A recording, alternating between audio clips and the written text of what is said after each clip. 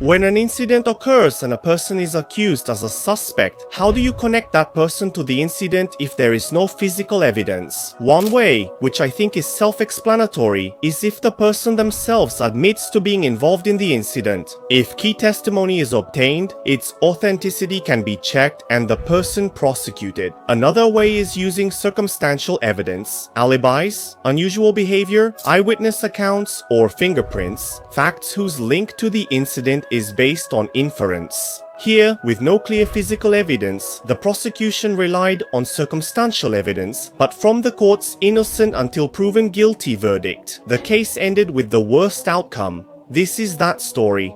Kyoto My High School Girl Murder Case. On May 6, 2008, a student attending Kyoto Prefectural Higashimai High School, Fushima Bunsha, at 15, first-year high school student Mihoko Sugi left home after 10 p.m. On May 7th at about 12:50 a.m., she told a friend she was near a drugstore on the national highway. She then emailed her brother in Tokyo, and that was the last contact anyone had with her. On the morning of May 8th around 8:45 a.m., her body was found in a wooded area near the Saku River. According to her mother, she was a quiet girl. She was shy around strangers and wasn't the type to go out at night with friends. However, she had struggled with not attending school since junior high and showed signs of emotional vulnerability. She also had a habit of staying up late at night, and there were times when the police had to report on her disappearance. On that day, she updated her blog and, as mentioned earlier, contacted her friends and her older brother. The police expected to identify the culprit quickly, but the investigation was challenging. Eyewitness reports were gathered, and soon, a suspect was identified but denied the claims, and lacking decisive evidence, the case was prosecuted on circumstantial grounds. The suspect was acquitted, leaving the case unsolved. It became an unresolved case. In fact, this suspect, 4 months after being acquitted, he attempted murder and later discussed it in prison. What is the real truth behind this case? Here are the details. Around 10 p.m. on May 6th, Kosugi-san made sure his mother had gone to bed, changed his clothes, and went out. At 11:57 p.m., near his home by a gas station, construction was underway. He shared a photo of the red warning lights and a message about finding the house on his blog. Around 12:50 a.m. the next day, about 1.5 kilometers from the previous location, he told his friend he was walking alone by the pharmacy. At this time, a man saw her and wondered what a young woman was doing alone so late at night. He instinctively slowed down his car, but since she was looking ahead down the road, he thought she was waiting to meet someone. Around 2 a.m., a self-defense force facility is about 1 kilometer from the pharmacy, with another 25 kilometers away. The security camera captured her walking with a man. She was found at 2:20 a.m. About 200 meters from the scene, a man about 175 centimeters tall and a woman were standing together. An eyewitness reported that at 2:30 a.m. people were talking and many residents heard a woman's voice. After that, there were no eyewitness reports or information about her whereabouts, and around 8:45 a.m. on May 8th, she was found in a grove of trees. When she was discovered, there were marks on her head as if she had been struck with a blunt object.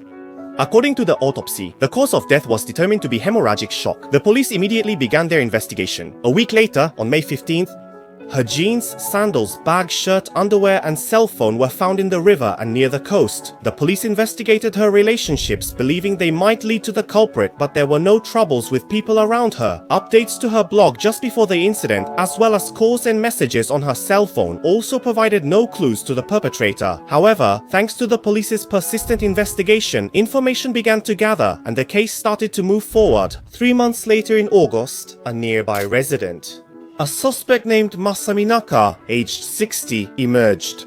From the night of May 6th, when she was believed killed, until early May 7th, he was reportedly at a city restaurant. His bike route and timing while visiting 2 places and returning home overlapped with the route she is believed to have taken. Additionally, his build closely matches the man on the bicycle seen in the security footage. It has also been determined that there are no inconsistencies in considering them to be the same person, and it has been confirmed that he was wearing black clothes on that day. After the incident, he wore black clothes, repainted and switched bicycles, and got rid of a suspected crowbar used in the crime. Although he supposedly owned it for years, it went missing right after the incident. There are also many other puzzling points. After he became a suspect about 3 months later on November 15th, amazingly, he was arrested for another case. It was for stealing women's underwear and about 2,000 yen on November 26th.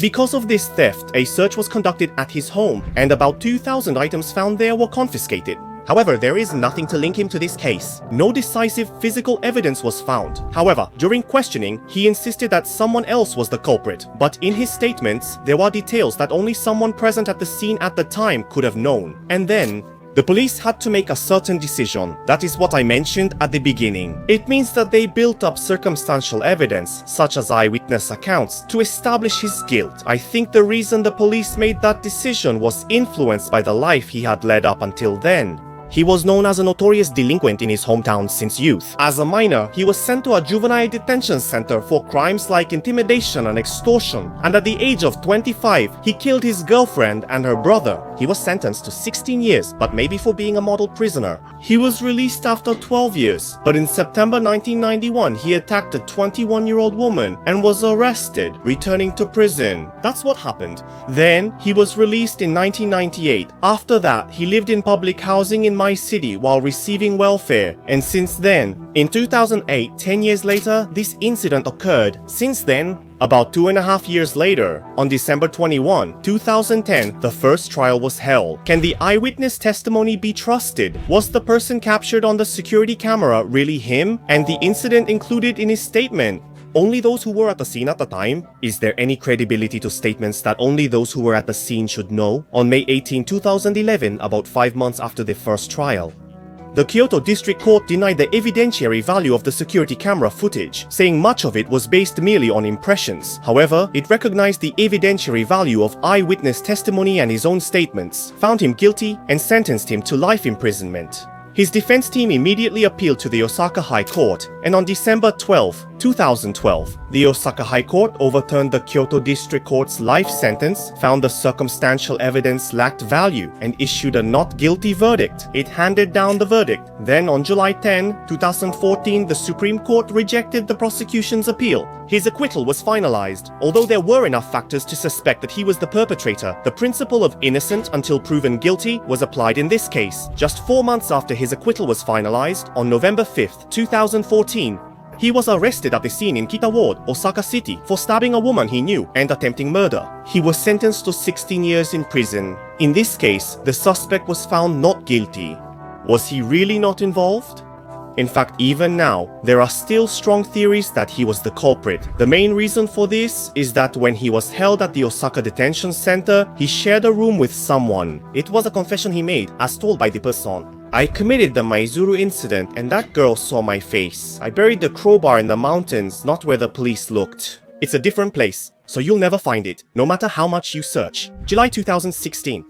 He was in prison for attempted murder, but he died from illness. Unfortunately, from his own mouth. The truth will never be told anymore. I sincerely pray for the happiness of Mr. Kosugi, who was the victim. That's all for this time. Thank you very much for watching.